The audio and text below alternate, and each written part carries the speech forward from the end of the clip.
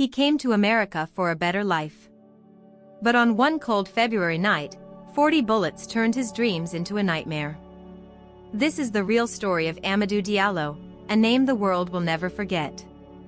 What really happened that night? And why did justice never come? The true story of Amadou Diallo. Please subscribe to my YouTube channel, like, share and turn on the notification bell so you can get an update anytime I post new story. Amadou Diallo was just 23 years old when he left Guinea and moved to America.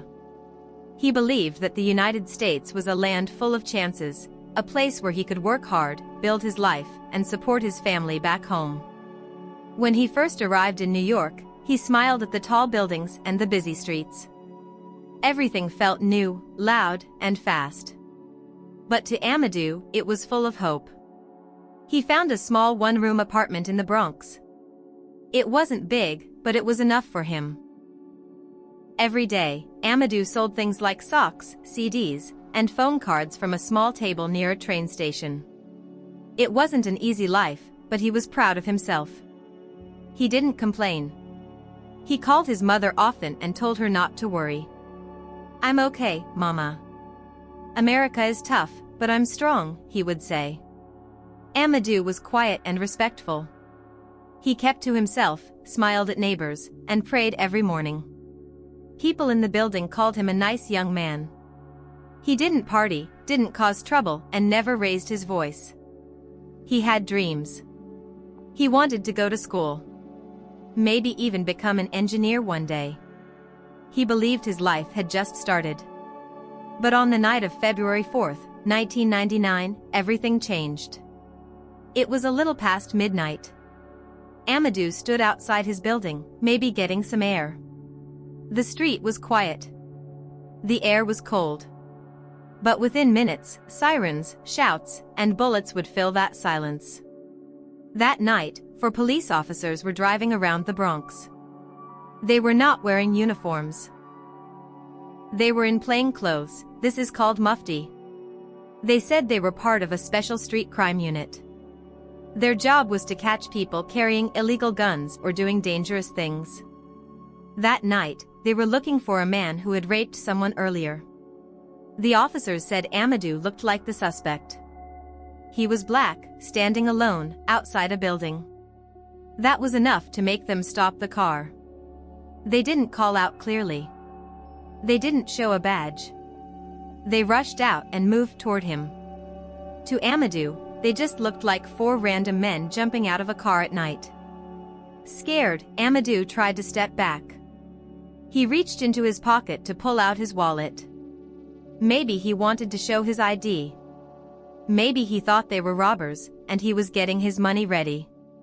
But before he could say a word, the officers began to shoot. Once. Twice. Then again. And again. They fired 41 bullets. 19 bullets hit Amadou's body. He fell to the ground. But even then, they did not stop. Neighbors heard everything. Some screamed. Some hid. One person said it sounded like fireworks, but it was too real. Too fast. In just seconds, Amadou Diallo's life was gone. The next morning, the sun rose quietly over the Bronx. But for the people living on Wheeler Avenue, nothing felt normal. Yellow police tape was around Amadou's building. Officers were still there. The street was blocked off. News vans had started to arrive. Neighbors whispered to each other. Some were crying. Some were angry. Everyone wanted to know, why? Why did they kill that boy? Mrs. Gonzalez, an older woman who lived 2 floors above Amadou, said, "He never made trouble. He helped me carry my bags just last week." A young boy said, "He used to give me candy sometimes." But now Amadou was gone. And all that was left was blood on the steps and bullet holes in the wall. Word started to spread fast. In just a few hours, people across the city were talking about Amadou Diallo. Some said it was just a mistake. Others said it was racism. They shot him because he was black, a man shouted during a small protest that started forming nearby. They didn't even ask who he was. His friends tried to call his family in Guinea. When they finally reached his mother, they didn't know what to say. "He's gone," one of them said in a soft voice. His mother didn't understand at first. Then she screamed. The kind of scream that comes from deep pain. The kind of scream that doesn't stop. The 4 officers were taken in for questioning. But they weren't arrested. They gave their story clearly. They said they thought Amadou was pulling out a gun. "We were afraid for our lives," one said. "It was dark. He moved fast. We reacted." But many people didn't believe them. There was no gun found. Only a wallet. The news showed pictures of Amadou's face. His smile. His eyes. He looked like a kind young man, not someone dangerous. On TV, people began to ask, why didn't they check who he was first? Why so many bullets? Why didn't they stop when he was already down? But the officers kept saying it was an honest mistake. "We followed our training," one of them said. "It was a tragic accident." Still, the people were not satisfied. The streets were growing louder. The protests were getting bigger. And Amadou's name was now on everyone's lips. His body was sent back to Guinea. There, his whole village came out to say goodbye. He was buried next to his father. But even across the ocean, the people were asking the same question: how could this happen in a country like America? As the days passed, more and more people joined in protest. Not just in the Bronx, but across New York City. Black, white, young, old, they all marched in the streets holding signs that said, "Justice for Amadou and 41 shots is not a mistake." Some wore t-shirts with Amadou's face on them. Others brought candles and flowers to the spot where he died. One evening, a crowd gathered in silence. A woman stood up and sang softly. Her voice shook with pain. Then a man spoke. "They say it was a mistake, but how do you mistake a wallet for a gun? And why 41 times?" The crowd shouted in agreement. "They murdered him," someone yelled. "We want justice." Even famous people started to speak out. Actors, singers, and leaders appeared on the news. One singer wrote a song about Amadou. The lyrics said, "It could have been me, it could have been you." The message was clear: this was not just about one man. It was about a system. A system that made young black men afraid to stand outside their own home. People began writing letters to the mayor, to the police chief, to the president. "We want answers," they wrote. "We want change." Amadou Diallo's name had now become a symbol. A symbol of pain. A symbol of injustice. And a symbol of how far the world still had to go. Finally, the city said there would be a trial. The 4 officers were charged.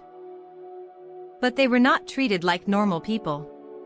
They didn't sit in jail. They were allowed to go home. And when it was time to start the court case, something strange happened. The trial was moved to another city, far away from the Bronx. Many people were angry. Why move it, they asked. Are they trying to protect the officers? The court said they wanted to find a fair jury, but the people didn't trust that reason. They felt the truth was being hidden. Inside the courtroom, the officers looked calm. Their lawyers were strong and ready. They said, this was not murder. This was fear. They thought they were in danger. But outside the courtroom, people stood in the cold, holding signs and shouting, he had no weapon. Amadou's mother came to America for the trial. She sat in the front row, dressed in white, tears in her eyes. I just want the truth, she said. I want someone to say what they did was wrong. My son didn't deserve to die. And as the court began, the world watched. Would justice finally come? Or would Amadou's voice be silenced once again? The courtroom was quiet. You could feel the tension in the air. Every eye was on the 4 police officers sitting together. Their suits were clean. Their faces were blank.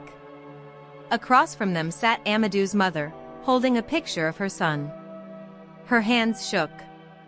She stared straight ahead. She wanted answers. The prosecutor stood up first. He showed the jury pictures of the crime scene. The front steps. The bullet holes. The blood. He said, "Ladies and gentlemen, Amadou Diallo was unarmed. He committed no crime. He was shot 41 times for pulling out a wallet." Then the defense lawyer spoke. He said, "This was a tragedy, not a crime. These men were doing their job. They thought Amadou had a gun. They were scared. They didn't want to kill him, they reacted to what they believed was danger." Witnesses came in one by one. A neighbor who had seen the shooting cried while speaking. A police trainer talked about how officers are taught to shoot if they feel threatened. The courtroom listened carefully, but outside, people were growing more restless. To them, it didn't sound like justice. It sounded like excuses. And through it all, Amadou's mother never spoke. She just watched. Her son was not there to tell his story, so she hoped someone else would. While the court continued, the protests outside got louder. People gathered every day. Some stood in silence with tape over their mouths. Others chanted, "Say his name, Amadou." The air was full of pain, but also power. The people were not giving up. More leaders came to speak. A pastor said, "This is not just about Amadou. This is about every black boy who walks home afraid. This is about a system that doesn't see our sons as human." The crowd clapped. Some cried.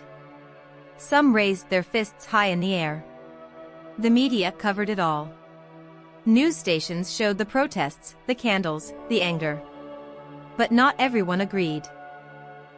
Some people on TV said the police were just doing their jobs. They made a mistake, they said. Let's not turn this into something bigger than it is. That made people even angrier. One protester said, "If 41 shots is a mistake, then how many bullets is murder?" That question spread fast. It was painted on walls, printed on signs, and shouted in every city. Amadou's name had become more than a name. It had become a call for change. Weeks passed. The court heard every detail of what happened that night. Both sides spoke again and again.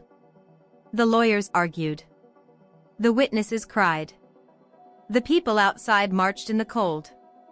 Everyone waited for the jury to decide. Would the officers be punished? Would Amadou get justice?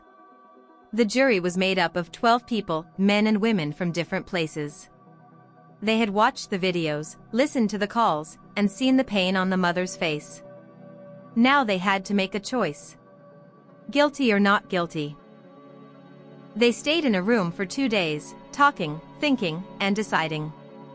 Everyone outside the court waited. Cameras were ready.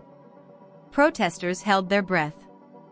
Amadou's mother sat in the courtroom, holding her son's picture close. Finally, the jury came out. The judge asked them, "Have you reached a verdict?" One of them stood up. "Yes," she said quietly. Then she read the words no one wanted to hear, "Not guilty on all charges." The courtroom froze. For a moment, no one moved. Then Amadou's mother let out a loud cry. It was a cry that came from the deepest part of her heart. Her hands covered her face. She wept like a mother who had lost her child twice, once to bullets, and once to the law. The officers hugged their lawyers. They smiled and shook hands. They were free to go. The courtroom slowly emptied, but the air stayed heavy. Reporters rushed out to break the news. Officers found not guilty, the headline said. But to many people, it didn't feel like news. It felt like betrayal. Outside, the protesters heard the verdict. Some screamed. Some dropped to their knees. Some threw their signs to the ground. Again, one woman shouted. Again, no justice? The police formed lines to control the crowd, but the people were too hurt to fight. They just stood there, silent, shocked, and broken. Later that night, Amadou's photo was placed on a candlelit altar. People took turns speaking about him. "He was a dreamer," one said. "He was my friend," another added. "He could have been any of us," someone whispered. And they were right. The system had spoken. But so had the people. And their voices were just getting started. After the verdict, the city felt different. People still went to work. The trains still ran. Shops still opened. But in the hearts of many, there was a fire, burning with pain, anger, and fear. It wasn't just about Amadou anymore. It was about how the justice system had failed them again. Parents sat their sons down and had the talk. They said things like, "Don't run when you see police, and always keep your hands where they can see them." These were not lessons from books. These were survival rules. Rules passed down to keep young black boys alive in a world that feared them. Artists painted murals of Amadou. His face appeared on walls in Harlem, in Brooklyn, even in Washington. One mural showed him holding a wallet, not a gun, with the words, 41 shots, one truth. Songs were written. Poems were shared. His name had become a movement. And still, the police department said, our officers followed protocol. That word, protocol, felt like a slap. People didn't want excuses. They wanted change. They wanted to believe their lives mattered. But the system had shown them otherwise. Amadou's mother, Amadou Diallo, stayed in America after the trial. She did not go home right away. She said, "If I leave now, my son's death will be forgotten. I will stay. I will speak. I will fight." She began visiting schools, churches, and community centers. She told Amadou's story again and again. Each time, her voice was steady, but her eyes showed pain. People listened. Some cried. Some stood and hugged her after. "Thank you," they would say. "You're making a difference." She met with lawmakers and leaders. She asked for changes in how police are trained. She pushed for body cameras, better community control, and laws that protect people from wrongful shootings. Some listened. Others didn't. But she kept going. One day, she was invited to speak at a large rally. Thousands came. She stood on a stage, holding a picture of Amadou. "My son is gone," she said, "but your sons are still here. Let's fight for them. Let's make sure this never happens again." And with that, a mother's grief became a call for justice that would echo for years. Amadou's story didn't stay in New York. It spread across the country. In Los Angeles, Chicago, Atlanta, and even small towns, people held marches. They held candles, sang songs, and shared his name like it was a prayer. Amadou Diallo, they said, over and over. It became a chant. A symbol. A warning. Young people in high schools and colleges began writing essays and making videos about police violence. Teachers added Amadou's story to lessons about civil rights. One teacher told her class, he came to find peace. He found bullets instead. At the same time, others began to speak about their own stories, times when they were stopped, searched, or shouted at by police for no reason. Some had survived. Some had not. Amadou had opened a door, and behind it were thousands of hidden voices. Not everyone agreed. Some people said the police were just doing their job. Others said if he had obeyed faster, maybe he'd still be alive. But more and more people began to ask, what kind of country trains people to shoot before they ask a question?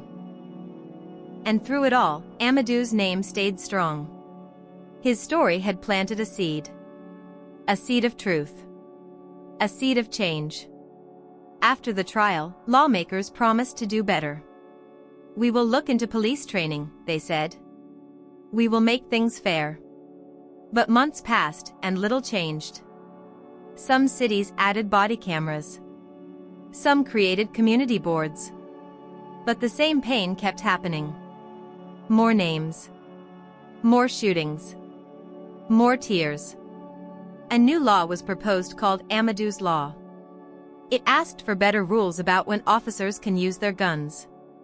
It asked for stronger punishment when mistakes are made. But powerful people pushed back. This will make police afraid to do their job, they said. It's not realistic. Amadou Diallo kept fighting.